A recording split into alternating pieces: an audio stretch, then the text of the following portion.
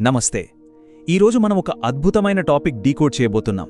అదేంటంటే కేవలం ఒకే ఒక చిన్న వాక్యం మన జీవితానికి ఎంత గొప్ప ప్రాక్టికల్ గైడెన్స్ ఇస్తుందో చూస్తే మీరు నిజంగా ఆశ్చర్యపోతారు.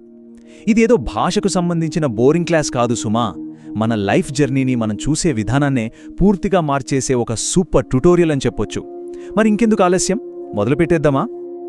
మన ఈ విశ్లేషణ ఇంగ్లీష్ మూల వాక్యంతో మొదలవుతుంది. అదే the wisdom of the tardy traveller.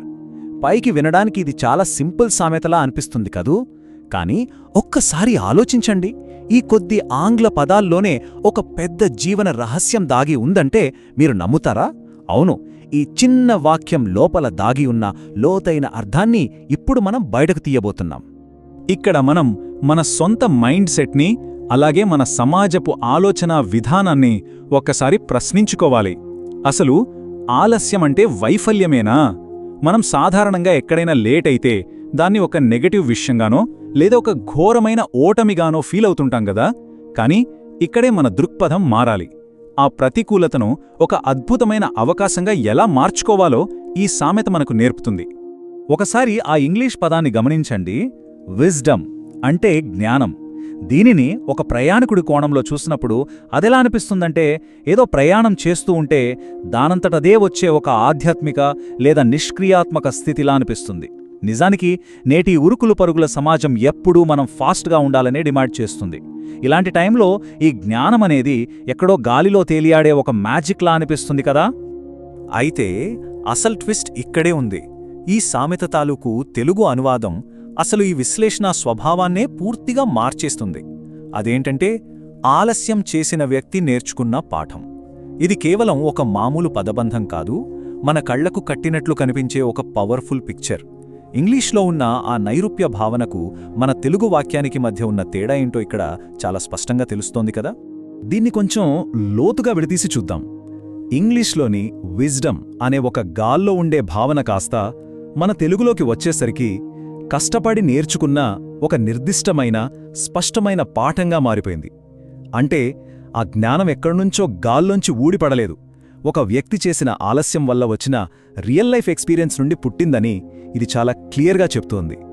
ఈ రెండు భాషల మధ్య ఉన్న తేడాను మనం పక్కపక్కన పెట్టి చూస్తే, ఒకవైపు ఇంగ్లీష్లో కేవలం ఒక స్టేట్ ఆఫ్ మైండ్ అయిన విజ్డమ్ ఉంటే, దానికి పూర్తి భిన్నంగా రెండో వైపున చాలా యాక్టివ్గా ఆచరణాత్మకమైన నేర్చుకున్న పాఠం కనిపిస్తుంది.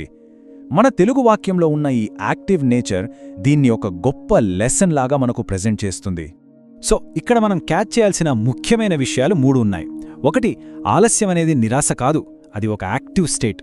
2, మనం చేసే పొరపాట్లు లేదా ఎదురయ్యే అడ్డంకులు మనల్ని మరింత లోతుగా ఆలోచింపచేస్తాయి. ఇక 3వది చాలా ముఖ్యమైనది, నిజమైన జ్ఞానం రావాలంటే మన లైఫ్లో ముందుగా ఒక చిన్న బ్రేక్ లేదా పాజ్ అవసరం. నిజం చెప్పాలంటే ఈ వాక్యం మన జీవితానికి ఒక సీక్రెట్ మాన్యువల్ అని చెప్పొచ్చు. ఇప్పుడు ఈ అద్భుతమైన వాక్య విశ్లేషణను పక్కన పెట్టి దీన్ని మన రోజువారీ జీవితంలో ఎదురయ్యే ఆలస్యాలకు ఎలా అప్లై చేయాలో చూద్దాం. ఇది ఇక ఏమాత్రం బుకిష్ థియరీ కాదు. రేపు పొద్దున్నే ఆఫీస్కి వెళ్లేటప్పుడు మీరు ట్రాఫిక్లో చిక్కుకున్నా లేదా మీ కెరీర్లో ఏదైనా ఊహించని బ్రేక్ వచ్చినా ఆ సిచ్యువేషన్ ఎలా ఫేస్ చేయాలో నేర్పే ఒక ప్రాక్టికల్ ట్యుటోరియల్. ఇక్కడి నుంచే మన అసలు కథ మరింత ఆసక్తికరంగా మారుతుంది. ఆ సామెతను మనం 3 సింపుల్ అండ్ ప్రాక్టికల్ స్టెప్స్గా డివైడ్ చేద్దాం. మన లైఫ్లో అనివార్యంగా ఎదురయ్యే ఆటంకాలను ఎలా మనకు అనుకూలంగా మార్చుకోవాలో ఇది ఒక అద్భుతమైన ఫ్రేమ్వర్క్ లాగా చూపిస్తుంది. అవేంటంటే స్టెప్ 1 ప్రయాణం, స్టెప్ 2 ఆలస్యం అండ్ స్టెప్ 3 పాఠం. ఈ ప్రతి దశకు ఒక స్పెసిఫిక్ పర్పస్ ఉంది. అవేంటో ఒక్కొక్కటిగా విశ్లేషిద్దాం. ముందుగా ఈ మొదటి దశ అయిన ప్రయాణంలో మనం సక్సెస్ అవ్వాలి అంటే ఏం కావాలి? లాజిక్గా ఆలోచించండి. అసలు మనకు ఆలస్యం జరగాలి అంటే ముందు మనం ఏదో ఒక మార్గంలో ప్రయాణిస్తూ ఉండాలి కదా. అది ఒక పెద్ద ఎగ్జామ్ క్రాక్ చేయడానికో, ఒక కొత్త బిజినెస్ స్టార్ట్ చేయడానికో, లేదా కనీసం రోజువారీ పనుల కోసమో అయి ఉండొచ్చు. మనం ఎప్పుడైతే ముందుకు సాగడానికి ట్రై చేస్తూ ఉంటామో అప్పుడే ఇలాంటి మీనింగ్ఫుల్ డిలేస్ ఎదురవుతాయి. సో గమ్యం వైపు అడుగులు వేయడమే ఈ ఫస్ట్ స్టెప్. ఇక 2వ దశ. ఇక్కడే మనం చాలా జాగ్రత్తగా గమనించాలి. మనం తెలుసుకోవాల్సిన అతి ముఖ్యమైన విషయమేంటంటే ఆలస్యం అనేది ఒక ఫెయిల్యూర్ కాదు, జనరల్గా మనం బస్సో ట్రైనో మిస్ అయినా లేదా మనం చేస్తున్న ప్రాజెక్ట్లో ఏదైనా అడ్డంకి వచ్చినా విపరీతమైన కోపం ఫ్రస్ట్రేషన్ వచ్చేస్తాయి కదా. కానీ ఈ ట్యుటోరియల్ మనకేం చెప్తుందంటే ఆ ఫ్రస్ట్రేషన్ను క్యూరియాసిటీగా మార్చుకోమని. నిజానికి ఒక కొత్త విషయాన్ని నేర్చుకోవడానికి ఈ ఆలస్యమే ఒక బేసిక్ రిక్వైర్మెంట్.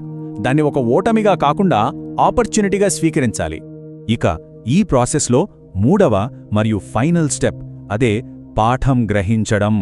మనకు ఆలస్యం జరిగినంత మాత్రాన ఎక్కడనుంచో జ్ఞానం రాలి మన ఒళ్ళో పడిపోదు. ఆ జరిగిన డిలేను, ఆగిపోయిన ఆ టైంను మనలో మనం అనలైజ్ చేసుకున్నప్పుడే ఆ అసౌకర్యం కాస్త ఒక ప్రాక్టికల్ లైఫ్ లెసన్గా మారుతుంది. అలా అనలైజ్ చేసుకోలేకపోతే ఆ ఆలస్యం కేవలం టైం వేస్ట్గానే మిగిలిపోతుంది. ఆ పాజ్ను ఒక పవర్ఫుల్ పాఠంగా మలుచుకోవడం ఈ స్టెప్లోనే జరుగుతుంది. సరే, ఇదంతా బాగుంది, కానీ దీన్ని మన డైలీ లైఫ్లో యాక్చువల్గా ఎలా అప్లై చేయాలి? చూడండి, ఎప్పుడైనా మీ లైఫ్లో ఊహించని బ్రేక్ వచ్చినప్పుడు ముందుగా ఆ పాజ్ను గుర్తించండి. ఫర్ ఎగ్జాంపుల్, మీ పని సడన్గా ఆగిపోవడం వల్ల అసలు మీ ప్లానింగ్లో ఉన్న ఒక పెద్ద మిస్టేక్ను మీరు ఐడెంటిఫై చేశారనుకోండి. లేదా ఒక ఛాలెంజ్ ఫేస్ చేసే ముందు మీకు దొరికిన రెస్ట్ టైం అనుకోండి. ఇలా ఆగిపోయిన టైంలో మీ చుట్టూ ఉన్న పరిస్థితులను అబ్జర్వ్ చేసి ఆ ఇన్ఫర్మేషన్ను పూర్తిగా అర్థం చేసుకోవడమే నిజమైన లెర్నింగ్. ఇప్పుడు మళ్ళీ మనం మన తెలుగు అనువాద వాక్యానికి తిరిగి వద్దాం. ఆలస్యం చేసిన వ్యక్తి నేర్చుకున్న పాఠం. అసలు ఈ వాక్యం ఎంత పవర్ఫుల్లో ఇప్పుడు మనకు క్లియర్గా అర్థమవుతోంది కదా. ఇది ఎక్కడో బుక్స్లో చదువుకునే ఒక థీరీ స్థాయి నుండి మన లైఫ్ను ముందుకు నడిపించే ఒక అద్భుతమైన స్ట్రాటజీగా ఎలా మారిందో ఈ పాటికి మీకు అర్థమై ఉంటుంది. గుర్తుపెట్టుకోండి, ఆగిపోవడం అంటే ఓడిపోవడం కాదు, మరింత స్ట్రాంగ్గా ముందుకు దూకడానికి రెడీ అవ్వడం.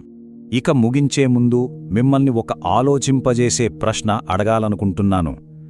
సమాజంలో వెనుకబడిన వారికి లేదా ఆలస్యం చేసిన వారికి మాత్రమే స్పెషల్గా దొరికే పాఠాలు ఏమిటి? ఎప్పుడూ అందరికంటే ముందు పరిగెత్తాలనే మన ఫాస్ట్ ఫార్వర్డ్ సొసైటీ ఆలోచనా విధానాన్ని ఈ ప్రశ్న గట్టిగా సవాల్ చేస్తోంది కదా. మన జీవితంలో అనుకోకుండా జరిగే ఆలస్యాల్లో ఎంత గొప్ప వాల్యూ దాగి ఉందో ఈరోజు మన విశ్లేషణ మనకు చూపించింది. సో నెక్స్ట్ టైం మీ లైఫ్లో ఏదైనా బ్రేక్ వచ్చినప్పుడు ఆ విరామం మీకు ఇంకేం కొత్త విషయాలు నేర్పిస్తుందో ఒక్కసారి ప్రశాంతంగా ఆలోచించండి.